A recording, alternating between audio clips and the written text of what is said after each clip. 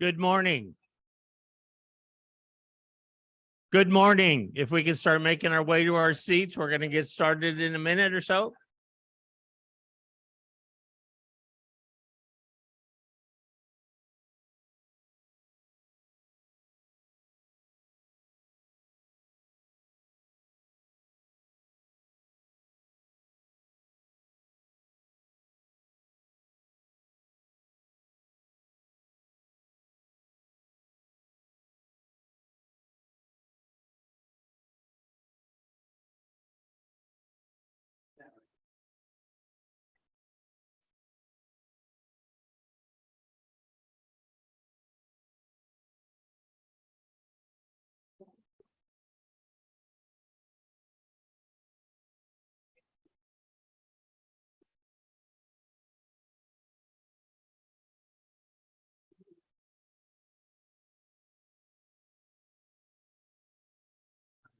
Turn on the other room.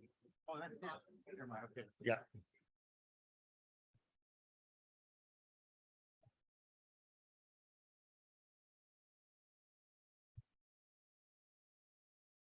All righty, we're going to get started.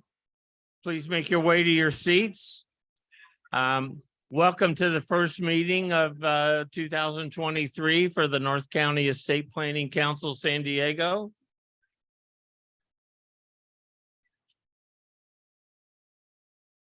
Welcome to the January meeting of the council. Appreciate your coming. Hello, Zoomers. Glad you all could make it, and we're certainly having a better and better crowds here, so it's always great to get together in person. So glad you all could make it despite the rain. First order of business, I want to introduce our sponsors for today's meeting, Weatherly Asset Management with Carolyn Taylor and Brooke Boone Kelly, who are right here.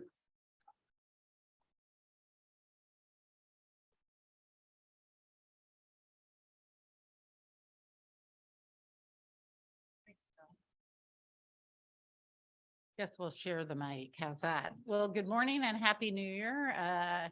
Congratulations on making it to your first breakfast meeting probably of the year, whether you're on Zoom or here in person.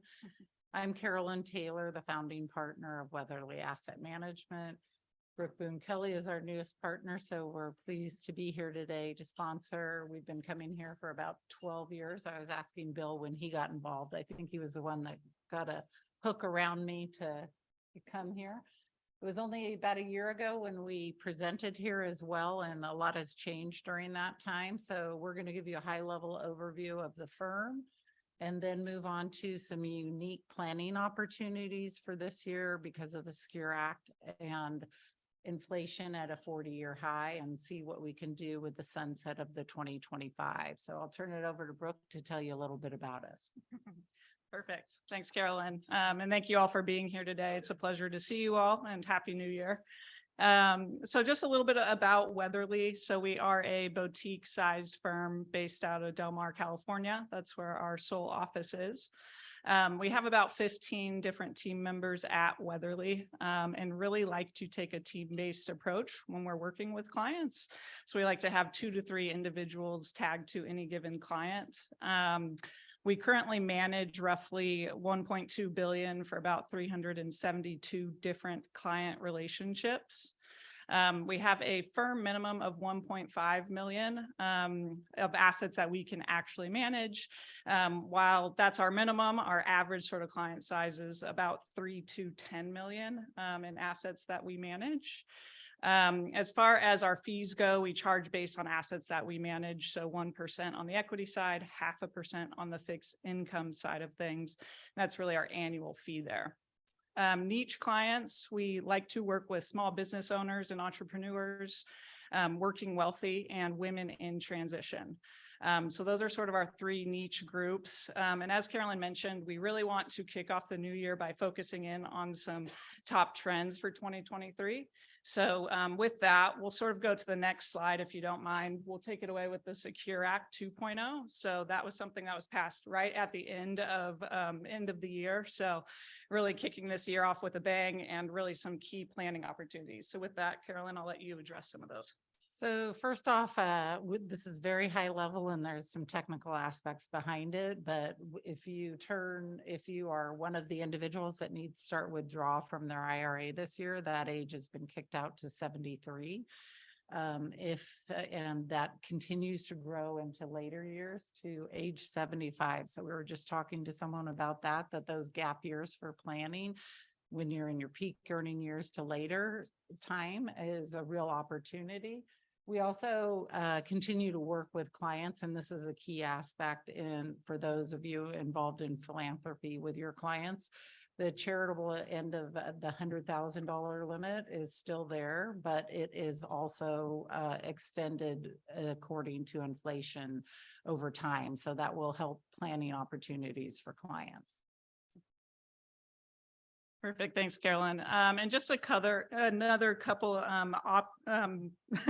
planning opportunities for the Secure Act 2.0. So something that's really, really big, starting in 2024, 529s that have the same beneficiary for at least 15 years can actually be rolled into a Roth IRA for that beneficiary, both tax and penalty free. So that's a huge planning opportunity. If someone maybe doesn't need that 529, maybe they decide they don't need to go to college or they have funding elsewhere for their college, that's a really huge opportunity there. The last item we want to touch on is really there is an increase in catch-up contributions for individuals 60 to 63. So that's jumped up to 10K for those individuals that fall into that age range. And that really starts in 2025. So this is very, very high level, as Carolyn mentioned. There's a lot to the Secure Act 2.0.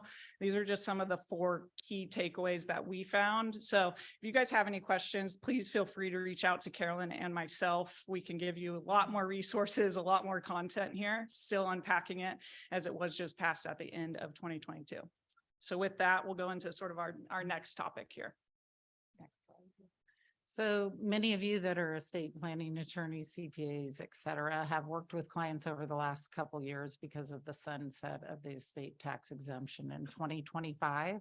We continue to work mostly with business entrepreneurs and high net worth clients in this area, whether it's with their family limited partnerships, irrevocable trusts, or funding grandchildren's 529s, in looking at what do they have, what do they need, and even in an off year as we had for real estate bonds and stocks last year, you certainly see those planning opportunities still for many clients and their families. So we look forward to continuing that as appropriate, but those alphabets and letters all mean something to us and mean something obviously to those families with their planning.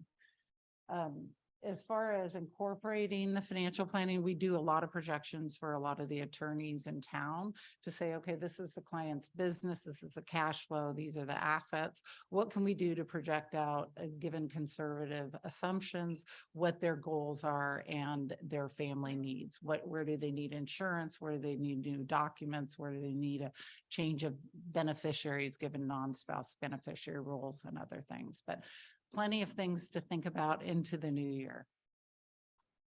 Definitely. And just to add to what Carolyn was really saying there, we really focus in on what the client's needs are first and foremost, right? So do a lot of planning on the front end, make sure their financial picture, that they're set for their lifetime and they're not going to outlive their assets, right?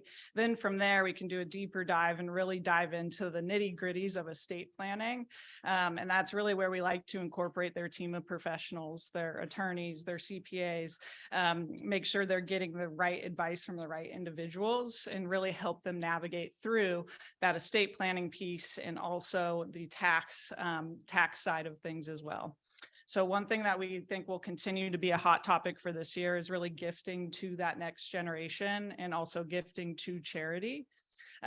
So the annual gift exclusion amount went from $16,000 per recipient last year to $17,000 per recipient. So there is a lot of planning opportunities for those high net worth individuals to gift to that next generation, or if there's a philanthropic need or intent, really working with clients on donor advised funds, or even doing qualified charitable distributions if they have a high concentration in their IRAs, able to give to charity via QCD. So lots of planning opportunities there. Carolyn, did I miss anything? Anything you'd add? No, perfect. Every next slide, please. And then 40-year inflation. Who's read that headline? And ready for a change in 2023. It appears as though inflation is coming down. We tried to highlight some of the good aspects of inflation so that people were aware of whether or not it's the Social Security increase of 8.7%. There are some items associated with this where clients are actually receiving smaller checks because they have income that is affecting their Social Security. And there are some tools that you can utilize, whether it's qualified charitable distributions to impact that modified adjusted gross income and still make an impact on philanthropy. There also are some changes in increased marginal tax rates. So those new rates are already out, and certainly the income variation, if people are doing Roth conversions or other opportunities in their gap years, there's plenty more room for those planning opportunities. Perfect. And then sort of those last two bullets there. So there also have been increased contributions for contribution limits for retirement plans. So I'm not going to give you a laundry list of what those all change to because we could be here all day. But really what it comes down to is typically you get an increase of about $500 in those contribution limits. But this year, since inflation is at a 4-decade high, as Carolyn mentioned, we really saw that jump from 7 to 11%, depending on what type of retirement vehicle we're talking about there. So really an opportunity for employees to really defer more of their income into those retirement vehicles.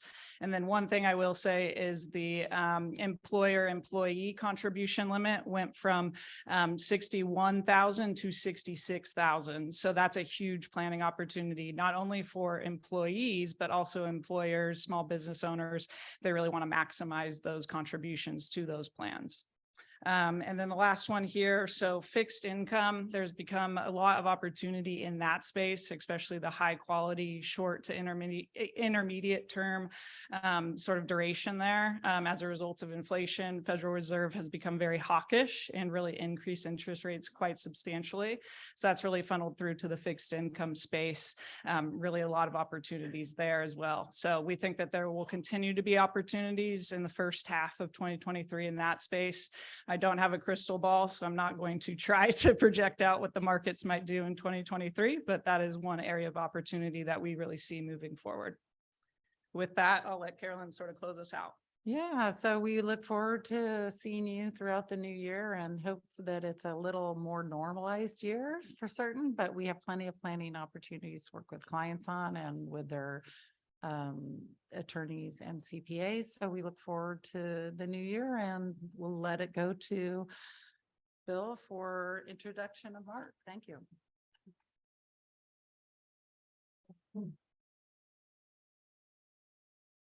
Carolyn, Brooke, thank you so very much for sponsoring the meeting. Great firm, so you all should certainly get to know them. Certainly want to thank our good friends over at First American Trust, Jay Robinson Duff and his team for making available to us the Cannon Financial Institute's Estate Planning Series with the next presentation on January 24th. Clary Red and Attorney Barry are behind that great presentation series and really shouldn't be missed. You'll be getting an email from me talking more about that as we get a little bit closer. Our next meeting is February 7th. Going to be a great panel with Doug Wilson of Douglas Wilson Companies, Nathan Motor of London Motor Advisors, and Brett Albrecht, president of Kramer Land Company, kind of presenting on the broad world of the state of the real estate economy in San Diego, California, and across the nation. So definitely be an interesting one. So certainly attend and bring your real estate family clients. This is another in that series. Other presentations coming up. We've got Dawn Hall-Canine of Canine and Booth, who's heading up our next in the what the estate planners could learn from the estate administrators and litigators presentation. That's on March 7th. April 4th. we're resurrecting our business exit planning series, and the presenters are just being fine-tuned as we go. May 2nd, we have the privilege of having Steve Akers of Bessemer Trust, who will be presenting on current thoughts on estate and charitable planning in May 2nd. Pete Tentler is here. He's going to talk briefly about our trifectas, which is a great way to get to know our many members and guests. Pete. Thank you, Bill. Good morning. Happy New Year. Happy New Year. It's going to be an interesting year. Thank you. I've been with the council for many years, and we've created the trifecta. This is an opportunity to get to know each other on a more personal level. I'm going to pair you up, do my best to pair you up with two other people that are going to complement your industry, not competitors. With that being said, if you have a preference on who you'd like to meet, for example, if you're a financial planner and you want to meet with a estate planning attorney, just write that on the back of your business card. I'm going to pass this bowl around. So go around this way. And at the end of the meeting, I will pair you up with two other people. Get together for coffee, breakfast, lunch, maybe a hike, and get to know each other on a more personal level. My name is Pete Tentler. If you have any questions, just give me a call. You'll see my email later this morning. And by the way, this is great. I see a lot of new people here for the first time, and welcome. And don't keep this a secret. If you have a friend or a colleague that you think would be beneficial by attending the North County Estate Planning Council, welcome them the next time. So thank you.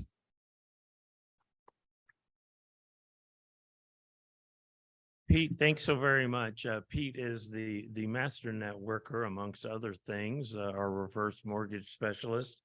But it is really a great way to get to know people and get to know each of you better. So certainly put your card in the bowl. Without really any further ado, I want to introduce Mark Morris, JD and CPA of LevitzZacks CPAs in downtown, a great firm that I've known for many years, even before I moved down from Seattle.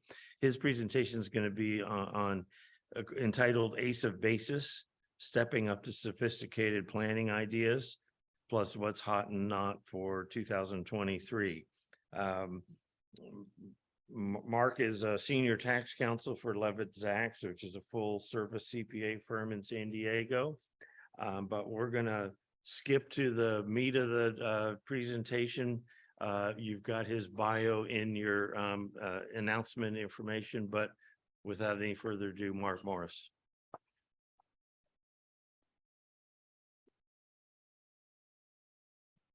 Okay, each of you should have hopefully you have the handout. There's a color version and there's black and white version as well.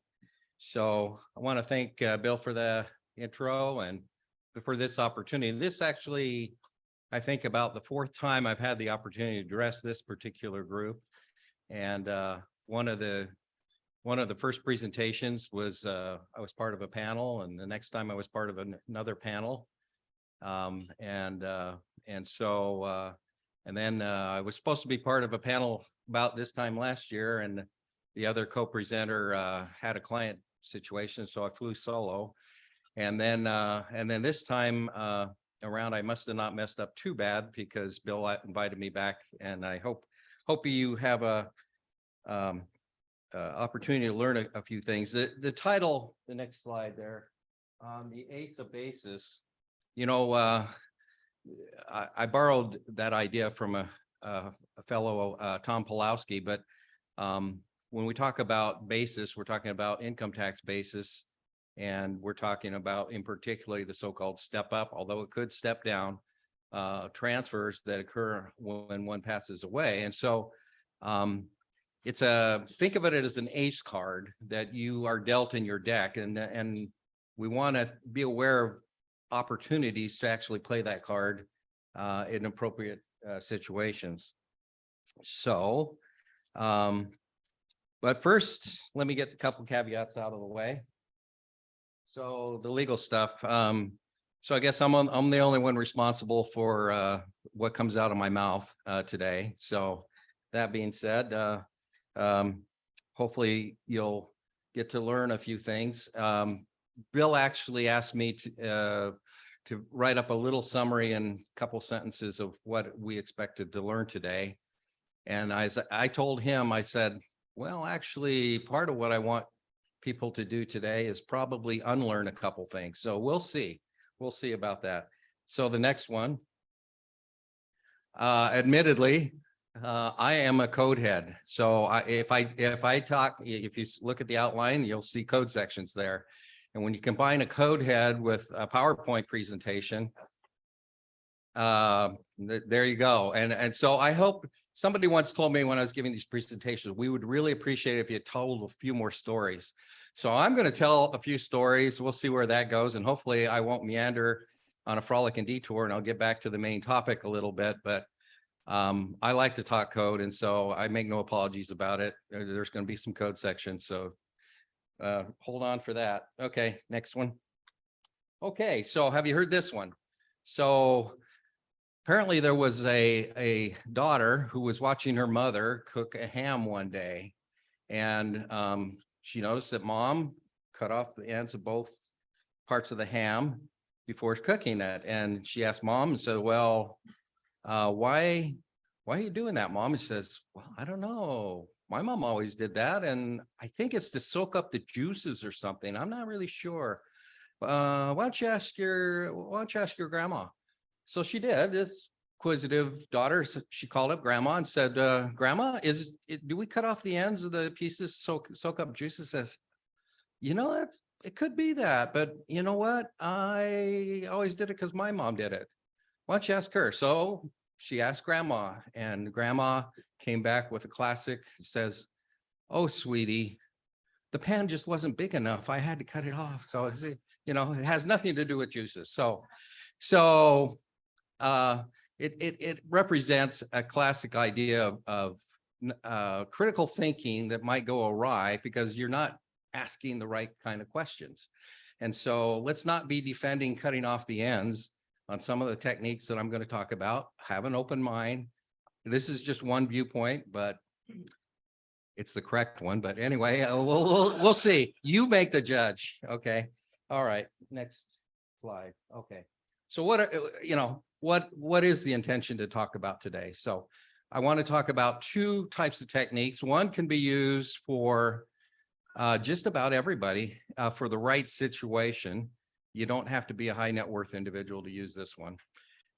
The other one is more sophisticated. I'm going to presume an understanding of the basics of IDGITs, okay? Intentionally defective grantor trust, because I don't have time to go back into that. We've had a lot of other presentations that talk about that. But this one is an IDGIT with a twist. And it's, first of all, to get there, we're going to have to talk about a really hot debate topic. It's hot right now. It's been going on for more than 20 years, okay? To get into this. So that's, if you never heard of upspats and digits, if you probably, Turney Barry was mentioned before, giving a presentation over there. Great guy, really smart, speaks with a Southern accent.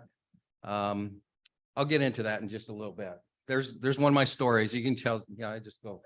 But anyway, digits, if you've never heard of those, there's no prerequisite for understanding any of those. If you have never heard of that before, you just haven't been talking to me. So, so we'll be talking about that. And then if I have time, I'd really like to get into just some ideas, I think, going off into 2023, some ideas, given some of the things that were just talked about by Brooke and Carolyn, rates and other things. What techniques I think might work a little bit better than others, some things to consider, et cetera. So, okay, let's get into our basis step up planning ideas. And the first up is this thing called upspats. And but before we get there, let's review a little bit about what this ACE card could do for you. So here's just a few things that you might consider of how important ACE basis could be. So the first one is some of you have lived in California for a little bit and you got a little appreciation in your personal residences. And if you're married and you have more than 500K of appreciation in your residence, how would you like to be paying some extra capital gain tax one of these days when you sell the place? how would you not like to not pay that? Okay, so that's a consideration. And I'll talk a little bit that real soon. Appreciated real estate, you know, the 1031s, we just keep deferring and deferring until when? Until when? Well, death solves a lot of things, including a step up in basis. Many out there have burned out tax shelters, those negative capital accounts that aren't triggered yet. And a basis increase is sure way to solve that one if you can do that. You can avoid depreciation recapture by basis step up, but here's a little caveat on that. So here's a code section 1014. We're going to talk about it a lot today. Under section 1014, if you get a basis step up as a result of that, the code won't allow you to have bonus depreciation on that type of increase in basis. On all other kinds, it will. But you can depreciate it regularly, accelerated, you just can't do bonus depreciation on that. So fun fact, okay, for some of us. Anyway, reset the basis of marketable securities. That's another great one in basis planning. Basis plays nicely with flips, family limited partnerships, because of the section 754, again, code section. You're able to increase the inside assets of the partnership by the outside basis in the partnership interest when that steps up. Doesn't play so nice with S corporations. You can get a nice fat S corp basis, but you're either going to have to liquidate that S corporation to get at the basis into the assets, or you're going to have to do what's called a state law conversion from the S corporation to maybe an LLC. And so you got to be thinking about that, and the planning on that is part of your basis planning. And we do a bit of that. So it also doesn't play well with the IRD, income in respect to the decedent. That's a carve out in the step up. So for those type of assets, you want to talk, there's several of you here that are in the charitable world. Those are excellent assets to be think about gifting off to charity, beneficiary designations, all that kind of stuff. So doesn't play well. Okay, now let's get into the basis. And the first one, yeah, we're going to speak about death. Okay, we're going to speak about people that, or as, you know, you're in the wrong business if you can't speak about death and taxes here. So I don't know if any of you saw The Princess Bride or not, but woo, your friend here is not, you're not so smart. He's not dead. He's only mostly dead. Mostly dead is partly alive. So anyway, we're going to talk about the death aspect, and it's a little bit of a morbid subject, but what we're really doing with this UPSPAT, which stands for Upstream Power of Appointment Trusts, okay, I guess I should get into a little bit of a story. So one day, somebody was reading some outlines by Attorney Barry and thought, this is really interesting, because he's probably credited with the one that came up with this. And this fellow decided to go to Heckerling, heard him talk a little bit more with his Southern accent. And, you know, when you hear those Southern accents, my wife's from the South, or she isn't, her mom is. But anyway, that drawl just kind of comes up on you, Mark. And I thought I was going to jump on a duck like a June bug and just, you know, well, I'm going to adopt this. But then pretty soon, I had to kick the tires on this before I thought it was really good. Now I'm not even talking in the third person anymore with this story. But anyway, so this particular fellow, he happened to have let's turn to the recipe. Okay. This isn't a really hard one, so I put it up in a recipe card for you. So, so on this particular UPSPAT idea, in one person's personal experience, he has a 93-year-old father and who has Parkinson's and loves him dearly, and they can still talk about tax things pretty well. But things are progressing along, and one of these days knows what's going to happen. Now, this particular thing in the ingredient here, you need one general power appointment holder, okay? And this person, you want somebody that has an unused BEA. We're going to use that word a lot today, basic exclusion amount. It was mentioned that the annual exclusion has gone from 16 to 17. Well, congratulations, everybody. You made it to 2023. You just got an extra $860,000 of BEA. So it's up at 12,920,000 now for each individual. So, but he's not going to come anywhere close to even using $1 million of his BEA. So he got thinking about this concept attorney and says, you know what? Why don't I just form a slat for my wife and kids and put some of my assets.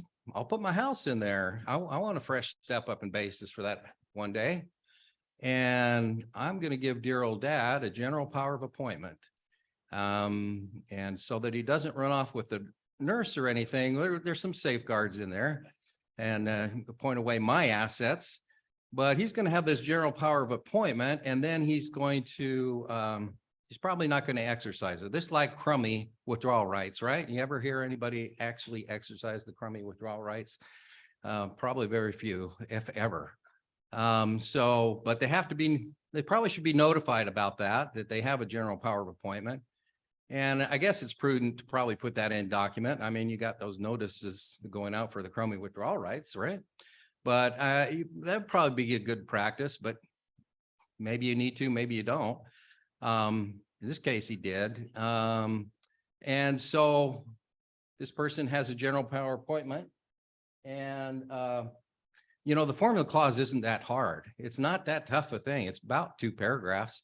And it ensures that they'll always have a cushion, and they'll never exceed the estate tax filing threshold. You know, 12,920,000, which will probably sunset in, as we know, in 2026 to about, depending on inflation, maybe 6.5, 6.6. So that's one of the use it or lose it's that we always talk about, and using the BEA. Well, there's a whole heck of a lot of BEA out there that is just going to go by the wayside, unused. And so why not harvest a little bit of this? So the directions are set up one of these things, put in the assets that you want, and then you just wait back until the inevitable happens. And I don't know what your rule of thumb is, but, you know, I don't want to wait. The person I select probably don't want to wait too long, you know, unless they have a health history. And again, this is a morbid topic. And then, but while I'm on that topic, this is not a measuring life, okay?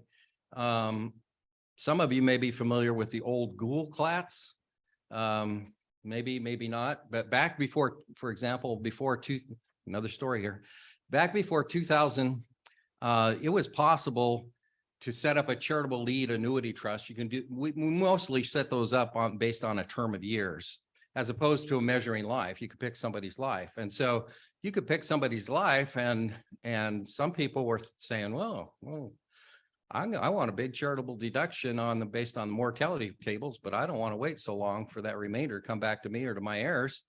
So you don't look so well. So I'm going to, you know, let's go down the terminal ward or Skid Row or something like that. I mean, it's ghoulish, right?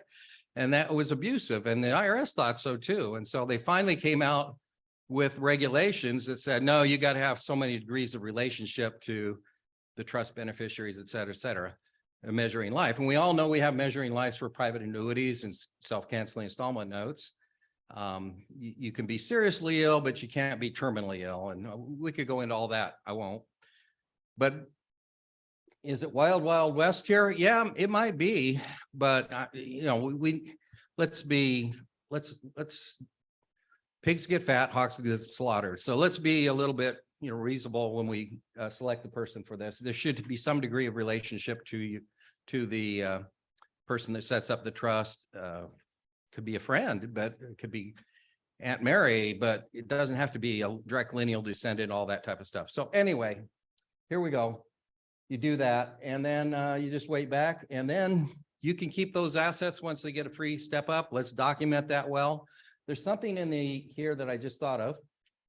that's not in there and that probably should be. So when you're selecting this individual, when you're drafting this ladder idget and putting this general power appointment, you should make this person probably a contingent beneficiary so that they have, it's possible that they could get a distribution. Now, it may not be very likely that you're going to go upstream to gift to a senior generation most of the time, but you could. It happens. But to give it a little more teeth, you want to have that. Anyway, if you follow the recipe and everything, guess what? All that basis planning can kick in. And this is something that, I don't see it used a lot.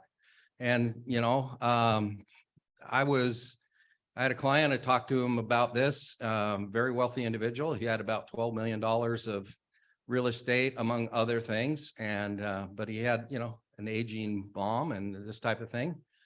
So he happened to be affiliated with one of the bigger estate planning firms in LA. And so I asked them, do you do upspats? And he said, yeah, how do you like your green eggs and ham? We talked that up and then so I got the 2 or 3 paragraphs from them and guess what? This astute individual decided to use it for his own. Now, and some of his siblings and some of his kids. Now, not everybody in the family even needs to know about that. One of the parts of the ingredient over here is compare it with other family members' upspat levels, because, you don't want to use up all of the 12 million yourself. Maybe you got enough to do that. This guy did. But if that's not your situation, but what's wrong with a $6 million? What's wrong with a $1 million step up? I mean, come on. This should be used a lot more. And I expect to see a lot more of you considering the upspat. This one's not that tricky when it really comes down to it. So I've said my piece with upspats and alerted you to do this one. I think it's a good one.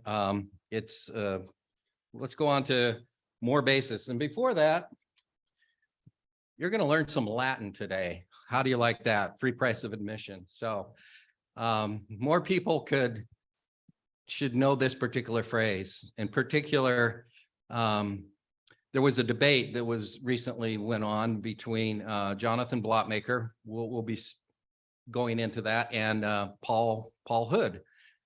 And Paul Hood tried to do a statutory construction a little bit, but my humble opinion, both of them had some really good points.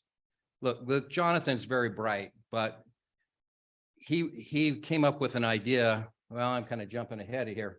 Let me get back to impari martyria or imperi martyria. I don't speak Latin, but I think it's imperi martyria is how it's pronounced. But this particular fellow, Paul Hood, he was mixing up his subtitles. Talk about a code hit here, okay? Subtitle B is your transfer taxes. It's chapter 11 with your state tax and chapter 12 with your gift taxes and chapter 13 with your GST and chapter 14 with handful of interesting code sections 2701 through 2704. Okay, that's subtitle B, transfer taxes. Subtitle A is all your income tax, okay? When you start mixing subtitle B concepts with subtitle A concepts, you're going to have problems, okay? And that's unfortunately what Paul is doing. And you can listen to his lecture. It's good in a lot of ways, but don't mix your subtitles and statutory construction. The estate and gift are to be meant to be read in concert with each other, in part, in peri martyria. And there's good case law that says that exactly that, okay?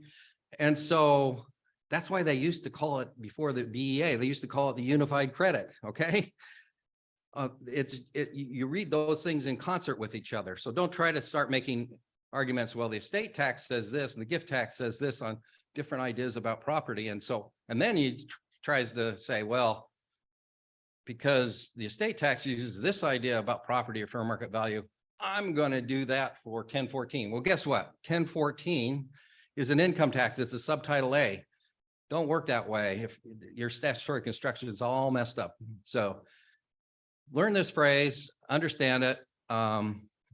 Look, idiots, for example, you know, I get a little animated about this stuff. So, you know, somebody's got to love it. It's got to rise somebody's boat, right? So, when I was listening, by the way, did anybody hear the December 21st debate out there? Anybody?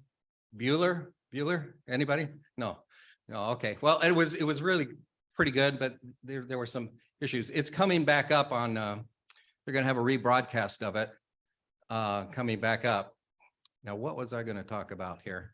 In pari martyria. Anyway, they have to be read together. Okay. I'm getting off on one of my stories here, so I better get back on point. I had a point there, and I don't know what it was, but let's get back. Next slide. So there's the debate. If you've seen it, if you subscribe to Lissy, you'll see that debate. And this is what we need to cover first before we can get to a loophole. Okay. But you got to cover this first and understand this. And it's a really important concept. Like I say, the debate's been going on for about 20 or more years because of an article that Jonathan and a couple other guys wrote back in 2002. And next slide. So, you know, it says it right here. He said they wrote the article, and whether or not you get a step up in basis for the assets in the trust. I know what I was going to talk about. I was going to talk about, I was getting off in this in pari martyria and subtitle A and subtitle B. Okay, look, we wouldn't even have idiots if people didn't apply in pari martyria correctly. All right, think about it for a minute. You got an irrevocable grantor trust where with grantors treated as owning all the assets of the trust for income tax purposes. Well, if you wanted to apply in pari martyria, you could say, well, if you own it for income tax purposes, then you own it for estate tax purposes under 2033, and it's all includable in the state. Well, no, they're two separate concepts.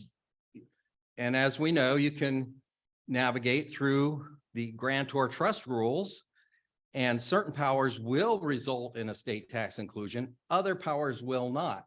So it's kind of the same. I'm going to get to this in just a minute. So the big debate is, can you really have a step up in basis under 1014 without having estate tax inclusion?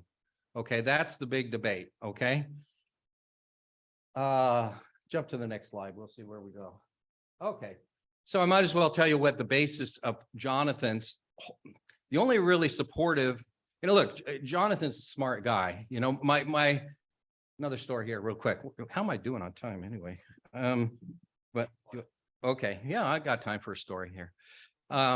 So I understand that one time a fellow ran into Einstein on a cruise, and they were on this cruise. It's a true story, I understand. And he had just written a paper about the theory of relativity.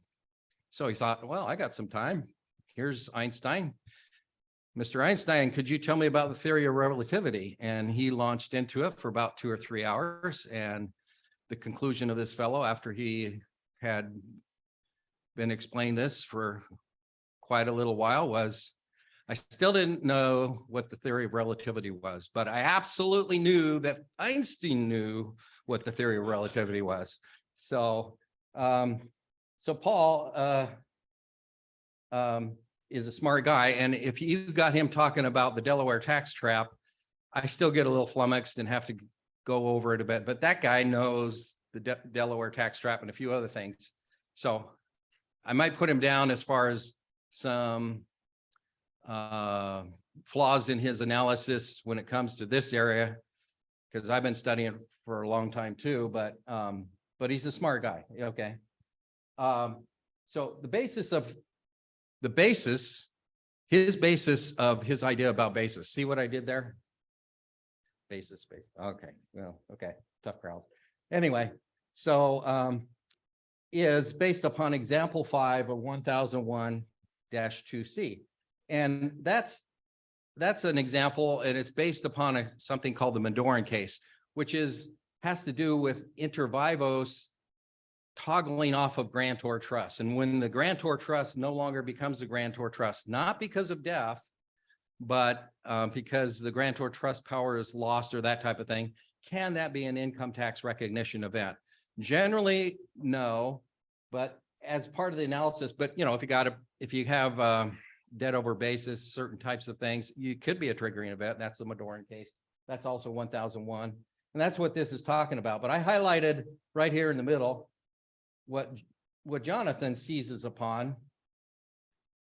And he says, since prior to the renunciation, C was the owner of the entire trust. C was considered the owner of all the trust property for federal income tax purposes. So it's the concept that the grantor is deemed to be the owner of the trust assets. Well, what happens at death? There's a non-grantor trust that all of a sudden jumps into existence, and it is deemed to own that. So in his mind, he said, well, that looks a lot like a transfer from a decedent. He owned it before, he didn't own it afterwards. It must have been transferred over. So we'll get into the statutory analysis of that, but that's the basis of all his other things are arguments. Jonathan, he makes a lot of tax policy arguments. He makes a lot of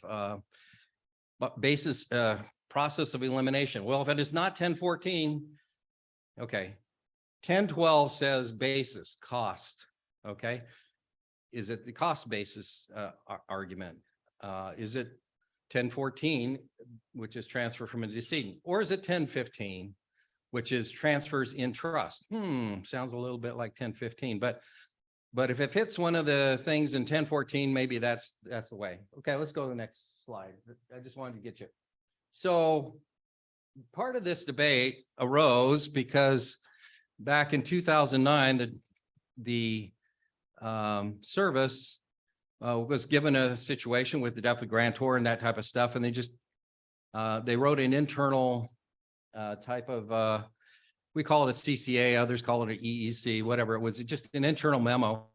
Not a lot of authority in it. It was just kind of, what do you think, IRS type of internal thing. And the guy that was opining upon that said, the way I read the intent of 1014 is you probably ought to have a step up, and you probably have to have a state tax inclusion to get a step up in basis. So you don't have that in an IDGIT, so I don't think you get a step up in basis. And he just says and because of that. Now, Paul Hood kind of seizes upon that. That's part of his conclusion. It's wrong. But anyway, but that was the IRS. There's no authority for any of that position in the IRS thing. The IRS can be wrong. And if I had more time, I'd tell you another story about how under 2702 and how somebody just kept bugging the IRS saying, I think you can have, when they first came out with 2702, he read the statute and they were drafting regulations, and this person just kept bugging them and giving them hypothetical examples of why he thought you could have a zero out remainder interest. And after about the third phone call, said, stop giving me hypotheticals. If you got a real ruling whippersnapper, then come back with that and we'll see what we can do. 2 weeks later, IRS comes out with proposed regs in example 5 of the 2702 regs at the time and says, there's no way, no how you can have a zero out grat. It just doesn't work. Okay, I knew where they got that idea from. But lo and behold, somebody was brave enough to be a test case with a lot of money. One of the Waltonaires decided, you know what, I think you can have a zero out grat, and I'm willing to be the test case. So they took it all the way up and won. And that was the Walton case. And so now you know the rest of the story of how example 5 even arose there. But everybody uses zero out. So the IRS can be absolutely wrong on certain types of issues. But it takes somebody brave enough to fight them on it. And most people don't want to volunteer to be the test case. But anyway, they were wrong on that. On the other, then they came out with one involving a foreign individual, non-resident alien that was transferring money in trust over to a U.S. beneficiary. And the IRS said, well, under foreign jurisdiction, That's not part of the gross estate, but on the other hand, we're going to give you a step up in basis on that. And so which one is right? And if this slide looks familiar, it's because I used it in the last presentation, but and so just to bring up to speed a little bit on where we are with this whole thing. I've been looking for priority guidance on this issue from the IRS. I first came up with an idea about this in 2013. I wrote a paper in 2015 that was unpublished. I went back to Washington, DC and talked to everybody that I could on this as part of the DC delegation, the California Bar, and that was a great experience. And I've been looking for them to come out with guidance ever since then. It's been in their priority guidance plan, but it hasn't come out yet. And so they're moving. I don't think they understand what priority means, and they're moving with glacial speed on that one. But earlier last year, then they dropped it from the priority guidance plan. I thought, oh, well, maybe they're going to finally rule on it, or and then there was not a senator or congressman that got Janet Yellen, the Treasury Secretary, up there and said, you got to get some guidance on this area. And he wrote a letter, and she said, when are you coming out with that? And she said, soon. So I wasn't surprised when they re-upped it for the priority guidance as of this last November. And lo and behold, I looked today's date, just to update things. And 2023-3, you can look in there, and it's not only on the, it's still in the no rule area because they expect the guidance to come out this next fiscal year. So I was hoping that by the time I spoke today, I would have some great news for you. Yeah, the IRS has come out. This is what they said. This is where we are. I can go in for a private letter ruling. Everybody will think, oh, Mark was right. And then everybody's going to be doing it just like zero out grads again. But not yet. Hold your breath. Anyway, next slide. So this is what in part of the letter he said to do. Said the failure to promulgate regs might lead some of the people, particularly those that are following Jonathan's idea, to do this idea. And how is the IRS going to know? Because you don't have to file the disclosure form 8275R that you got substantial authority for this position. You know, if you don't have substantial authority, you're supposed to file one of these things and alert the IRS about it. And if the IRS doesn't come out with counter regulations, say you can't do this, then it's going to slip through. And so he was complaining to the Secretary of Treasury about that. And so maybe one of these days they will come out with that. Another idea here is that could there be return prepare penalties under 1014B1? So I need to clarify something, and probably, well, I'm going to make the last point, and then we're going to get into the statute just a little bit. Aren't you just waiting for that? But the malpractice, I'm aware of at least 2 pretty good sized malpractice cases in which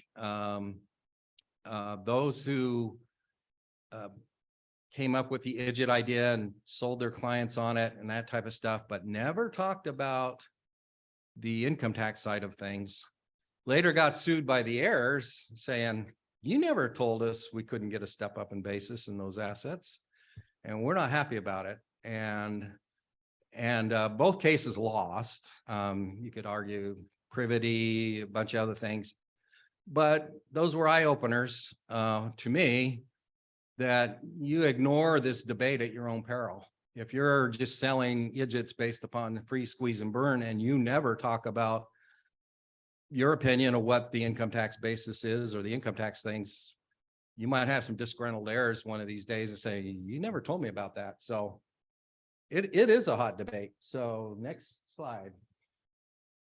So let's look at this. So the first thing is 1014A states the general rule. And to hear Jonathan talk about it, he likes to talk about the general rule because it says it does make some sense, right? Own the assets before, treated as owned by the grantor, all of a sudden they're not. It sort of sounds like a transfer of decedent. Only problem is 1014B says transfers from decedent shall include. Now, I think Jonathan originally kind of read that. It doesn't say shall only include.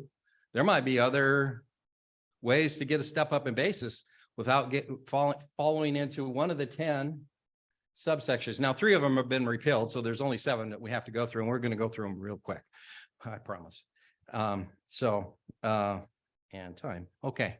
So, but the first thing I pointed out to the IRS in my paper, and they thanked me very much because they just weren't aware. They had either forgotten it or whatever, is that out here in the Ninth Circuit, there's a case called Collins. And Collins says the exclusive, it does, even though 1014A says transfers from decedent, step up in basis, and even though 1014B says transfers from a decedent shall include, it doesn't say shall only include. Collins says that. Collins says the exclusive list, you got to find a home in 1014B or you don't get a step up in basis. So one of Jonathan's proteges that talks a lot about this was at another estate planning council that I happened to be attending once a couple of years ago. And he was going through, Jonathan's arguments and that type of stuff. And he was kind of goading the audience. I'm not goading you on to ask questions. I'm happy to entertain any questions at the end, but I want to get through a couple things. And if there's time for Q&A, I love it. But otherwise, I'm happy to talk afterwards. You can talk to me. You can't shut me up talking about this kind of stuff anyway. So contact me. Some of you know that you get one or two things. Either I'll be too busy and I'll ignore your email, or I'll send you an email and you'll be sorry because it just goes on and on and on. But those people know me. But anyway, I'm happy to talk about it. But anyway, where was I? Okay, Collins case. Yeah, it's the exclusive list. Okay, so, and the way to, this guy was talking about it, and I think I felt like he was kind of leading the group astray, because he was saying, you got substantial authority for you. So you got substantial authority for this. And I go, and he says, and he was just saying, anybody want to challenge me? Anyone want to challenge me? I finally couldn't sit on my hands any longer. So at the end I said, hey, well, so under what subsection of the code do you get your step up in basis? And he said, well, it would be B1. And I said, oh, so you think if I transfer it in an irrevocable trust, that somehow is a bequest, a devise, or an inheritance? He said, yeah. I said, well, there's some people that would disagree with that. And so those are the definitions. Those all have to do, bequest, that's where a will transfer, personal property, a devise, same thing, will transfer, real property. Inheritance, that's whether or not you have a testate or intestate estate. It comes from an estate. Most people's reading of those doesn't fit with B1. I've always thought that Jonathan was trying too hard to fit a square peg into a round hole by ramming it through B1. And it just doesn't work for me. And it doesn't work for the majority of estate planners that have thought about it out there. And it certainly doesn't work unless you're in one of the 9 states in the 9th Circuit. I don't think you got any substantial authority if you're now, Jonathan, you may in other circuits. You might could make that other argument.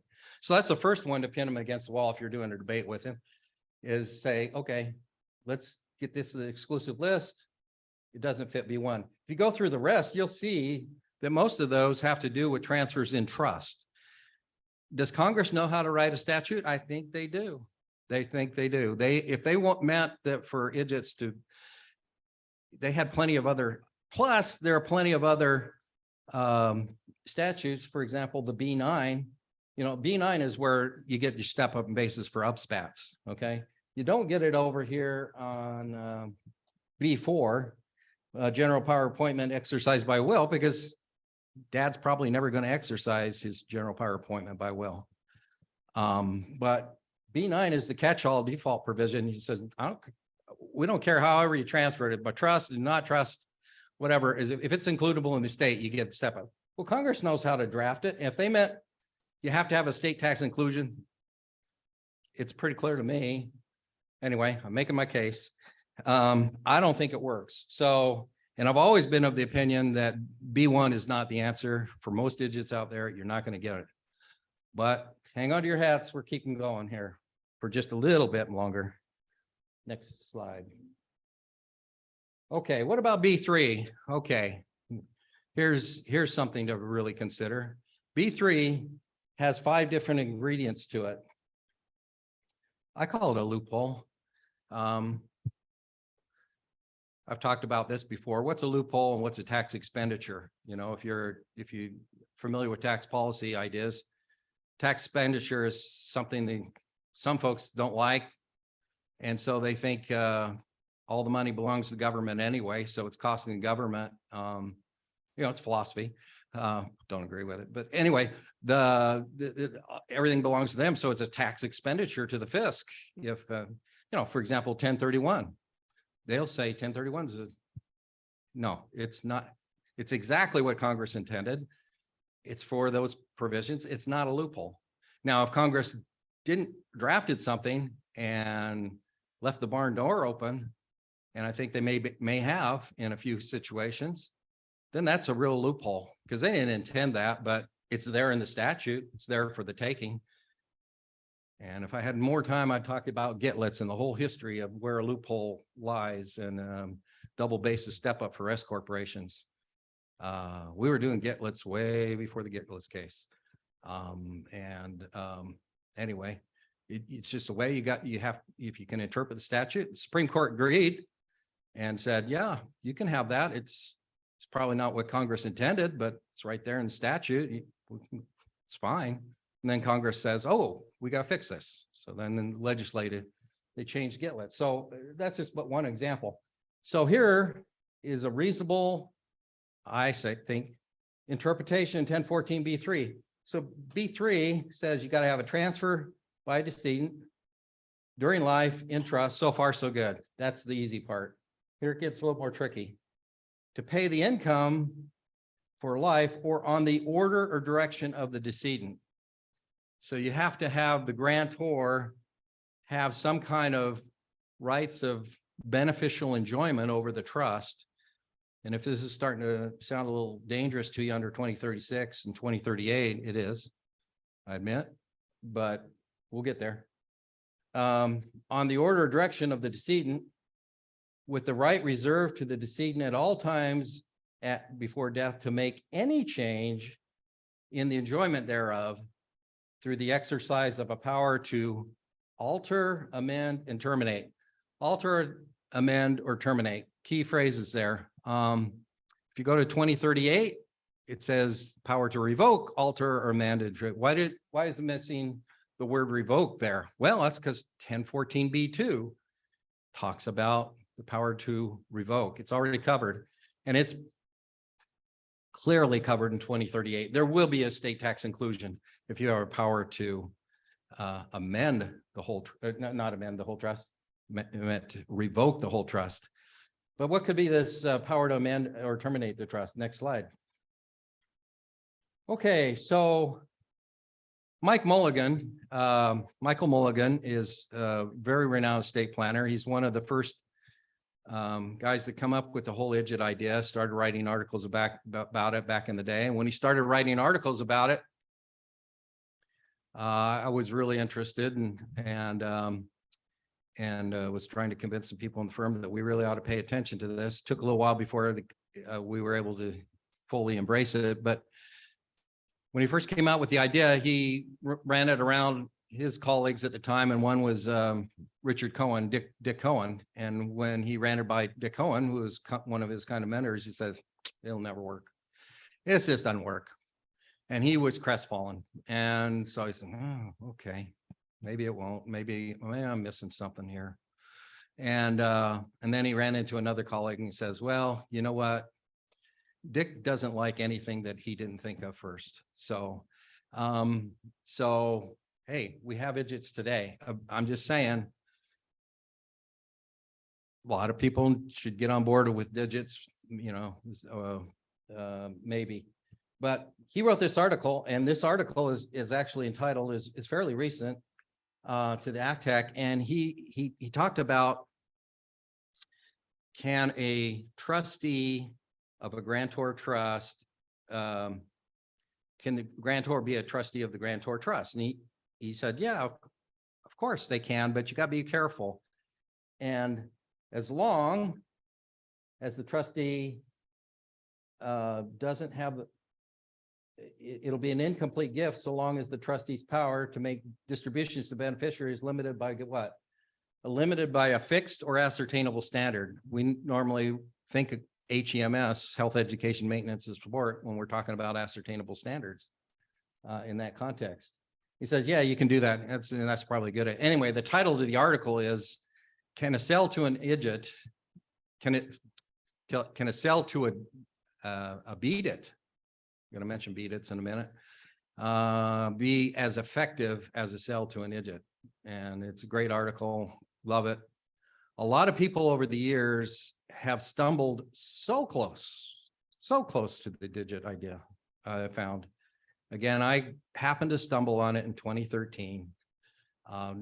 Try to get as many people as I could, really good thought provokers, to say, hey, you see anything wrong with them? What am I missing? What am I missing? And nobody could come up with anything. So I finally wrote my paper and took the IRS, talked to 2 national branch chiefs and Secretary of Treasury, and, House Ways and Means, Senate Finance, Joint Committee, anybody would listen to me and say, you got a loophole here, you got to close it, or else people like me are going to start using it. And they basically said, we don't see anything wrong with your paper. We can't give you a PLR because it's no rule area. And if we were going to fix it, we think we can only fix it legislatively. How would you do it if you were going to fix it legislatively? So we had a nice discussion. The other thing we had a nice discussion about is one way to fix it, and this debate, if you listen to them, is they start debating about Rev Rule 85-13. That's the basis for idiots. It's the one that says sale to a grantor trust is not recognized. It's not an income tax event for income tax purposes, all that type of stuff. The service could come in and just change 85-13 if they wanted to. There's a lot of history behind 85-13. Are they going to do that? No, they're not going to do that. They told me flat out 85-13, and there's a lot of tax professors and other people out there that have kind of been goading the IRS to try to change 85-13. But they're not going to do that. They quote unquote, it's a weight bearing revenue ruling. When I remodeled our house, I wanted to open up an area, and somebody told me, no, that's a weight bearing wall. You can't do that unless you want to do this and all that type of stuff. So it's a weight bearing revenue ruling. They're not going to change it, despite a bunch of tax professors trying to entice them to do it.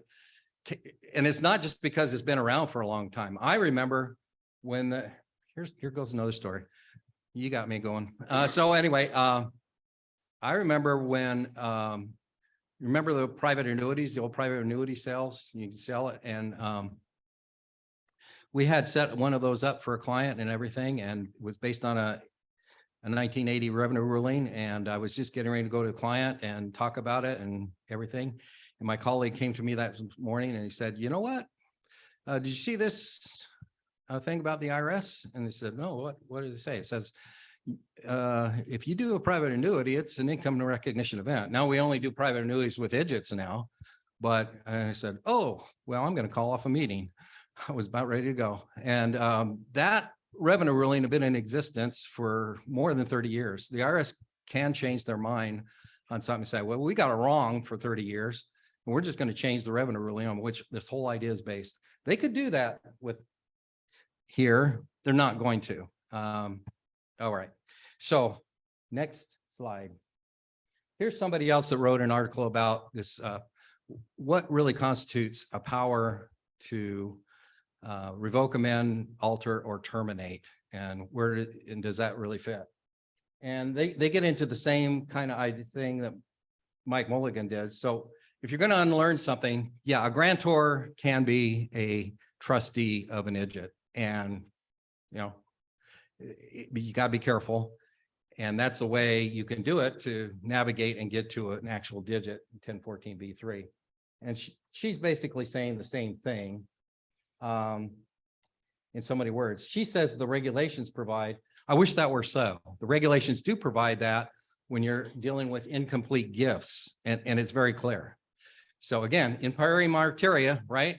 Gift tax regulation should be in with the estate tax. It doesn't say that anywhere in the state. The whole idea of not having estate tax inclusion when you have an HMS, that's based on case law, well-established, long-standing case law. But anyway, there you go. Next slide. Well, I've talked a little bit about basis. I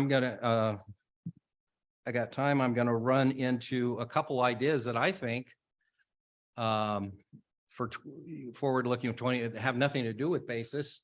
But hopefully you can think about upspats, maybe digits. I think they're exciting. Like I say, it rises my boat. I like it a lot. And don't mix your subtitles in peri martyria. Paul Hood got off on that. If Jonathan should have lost the argument even before he began. It doesn't fit 1014B1. Paul sort of said that, should have just nailed it on that. Paul was a little bit flawed in my opinion, a lot flawed actually, because he says you have to have a state tax inclusion. No, that's not right. You don't have to absolutely have a state tax inclusion to get a step-up basis. That's one of his arguments. Stick with the fact that it doesn't fit on 1014B1. There was an article written by Austin Bramwell and Stephanie Vera. It was pretty much right along the lines of my unpublished paper. That's really good. It says if it's not 1014B, what is it for a regular IDGIT? And the answer is 1015B. And I'll just refer you to their article because they wrote it very well. Or my internal article one of these days if I ever publish it. Let's go to 2023. Here's just a grab bag of ideas. I was forward looking. Okay. Next slide. So there's something called Gregan loans, and those are loans that can be made to a state to pay their estate tax liability. And the nifty thing about them, one of the nifty things, was that you didn't have to present value the interest rates. You could just add up all those interest rates for however long you wanted that loan that was commercially reasonable type of a loan, and you can deduct on the estate tax return. You can imagine what that does to the estate tax liability when you do that, and we have. You get it, our service doesn't like it. It's based on case law. Sometimes you have to go up the supervisor, argue a little bit, but you can get it if you really want to push them on it. And sometimes you don't have to push them on it. Sometimes it just slips through, but most of the time you do have to argue with your state tax examiner on it and educate them a little bit. But so IRS finally came out with proposed section 2053 regulations, and in there it says we're going to now start applying time value of money to these things. So Gregan loans are probably on the way out, but not so fast. They also put in a 3-year safe harbor. So, if you charge 8% interest for 3 years and don't time value money on that, you can still get a pretty decent deduction. It's not what it used to be, but yeah, think about that and think about how to get that 6166 compliance. Okay. Interfamily arbitrage with higher AFRs. Yeah, when we had lower rates, we used to be able to arbitrage all the time with really low rates and what the client could yield, and that was sweet. The cushion is narrowed somewhat, but if you can yield better than the higher AFRs, you can still do that. So also be aware of the demand notes. I mean, if you looked at January's, I think it was a short-term rate. Everything's inverted. Have you noticed that in your AFRs? It's crazy what's going on. Short-term is higher than the long-term rates. And so, for your demand loans, you take the January and you take the July and you average the two, and that's what you pay. Well, that's been kind of sweet for the last few years. But if you got demand loans going into 2023, you might want to think about refinancing that. Maybe you want to even refinance it into a long-term loan. I mean, that's crazy, but yeah, anyway, think about it. But just be aware of that.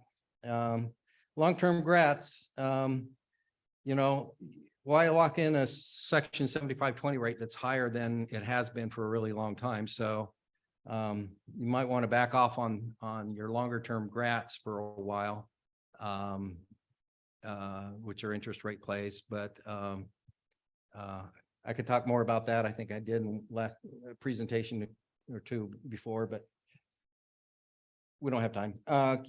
QPERTs, you might want to consider alternative because to those, because under the clawback regulations, which, you know, as you know, there probably isn't going to be a lot of clawback in most of the case, unless there is a situation in which the asset is pulled back under 2036, 2038, those type of things. Well, QPERTs are quite an example here. If you have a personal residence, you put it in for a particular term, and if that term is going to last, if the client dies within the term, you know, goes back in the estate, and a lot of times that was kind of not so much no harm, no foul, because even though we used up some of the BEA for the remainder interest, you know, it didn't really hurt that. We just got it back on the back end.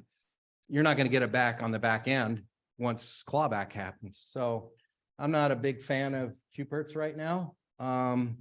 There was something called a remainder interest sale for personal residences that did and should work. It doesn't have the benefit of 2702 regulations, but it's still valuable based on good case law. Consider that. Our slat's really oversold. I've seen a couple seminars going on about that, or articles, basically.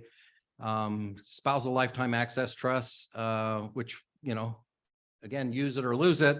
But sometimes the clients say, well, I might want some of those assets back one day, so I'm going to make my wife the beneficiary of this irrevocable trust in case, and I'm going to be nice to her, so that in case I want to keep access to these things, we can get it back through the back door of that.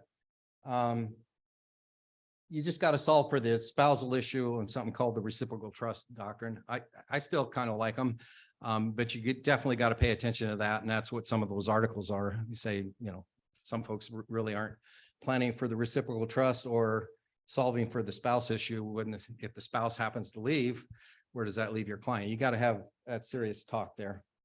PPLI, talk to your insurance representatives. You know, nice insurance wrapper around certain types of assets. This is a new shiny object that a lot of you should be thinking about. And I'm not going to talk about it, but I'm talking about what I like, what I think is hot, and what's not. Next slide. Finally, BDITs and BDOTs. Okay, 678. You thought I like to talk about idiots and digits.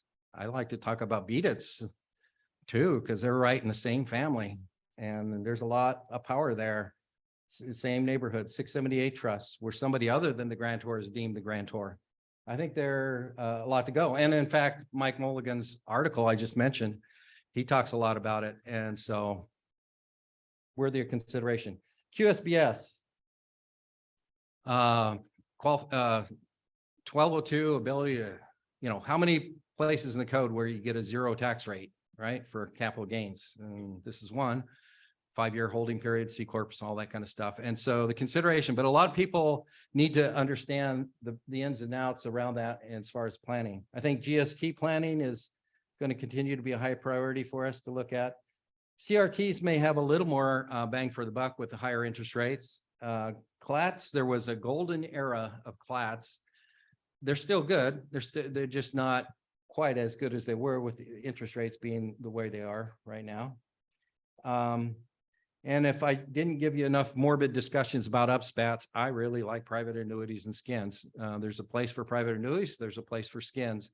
I think it's the next phase of estate planning. Once you get a well-heeled IDGIT in place that's old and cold, and start thinking about private annuities and skins, because there's a lot of power there. Ing trusts, they're cool. They're cool.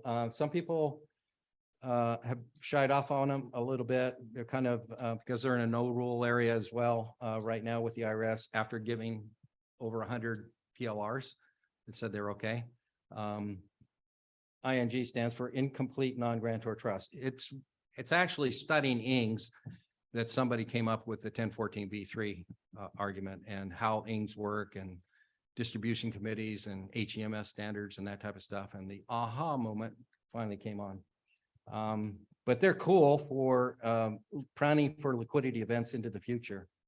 And you got to know the 3 hurdles to be able to have a successful ING.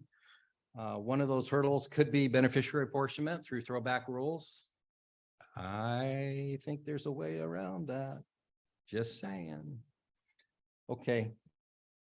Asset and stock sales, they work really good for stock sales, not so much for asset sales, but is all over just because you have a asset sale.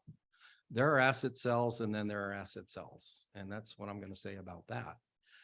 But I like INGs, and I think they're for the right type of client, you can save a ton of money going forward. Well, again, in pari martyria and basis planning, play your ace of basis cards appropriately. I hope you have a wonderful 2023, and thank you very much. I guess, do I have time for questions or just, it's 9 o'clock, so you sure? Okay, all right. Feel free to leave if you need to leave. It's 9 o'clock, so, or almost. So I rambled on for quite a little while there, so. Any questions at all about basis? Okay. All right, well, I'm happy to chat with everybody anytime about any of these concepts. Thank you.